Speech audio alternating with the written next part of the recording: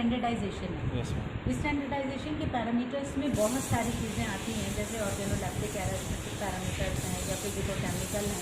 और हमारे यहाँ पर सबसे बड़ा लैक्यूना ही यही है, जो अब पीजी जो स्टार्ट हुआ है वो इन्हीं पैरामीटर्स के ऊपर काम कर रहा है कि जो हमारी जो ड्रग्स हैं उनके SOPs अवेलेबल नहीं है, उनके स्टैंडर्ड्स मौजूद नहीं हैं। तो स्टैंडर्ड का मकसद ये होता है कि जैसे मान लीजिए हमारी कोई ड्रग है और हमने कहा कि ये मुदब्बर है या तदबीर हुई थी, तो तदबीर के जो पैरामीटर यानी जो हमारे उस ड्रग का जो स्टैंडर्ड है वो अवेलेबल होना चाहिए एक कहीं पर भी किसी फार्माकोपी, जैसे नेशनल फार्मुलरी ऑफ यूनानी मेडिसिन या यूनानी फार्माकोपी ऑफ इंडिया, उसके अंदर हमारे पास स्टैंडर्ड्स नो डाउट हमारे पास मौजूद हैं।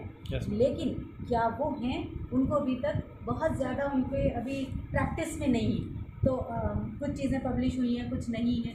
लेकिन अब जब ये हमारे पास स्टैंडर्ड्स बनने लगेंगे, धीरे धीरे पब्लिश होंगे, तब हम इनको कह सकते हैं कि हाँ ठीक है, ये इसके SOP है कि अगर आपको कोई प्रोसेस करना है तो अभी जैसे SOP बन गई, इन्होंने 100 ग्राम में किया था, 450 ml डाला, बाद में ये इतना वे आया, लॉस एंड ड्राइंग इतना था और ये था। तो ये इनका एग्जैक्टली इनका ये काम था, इन्होंने किया। लेकिन लैब लेवल पे और मास लेवल पे थोड़ा सा डिफरेंस आता है। ये भी यही लोग करेंगे।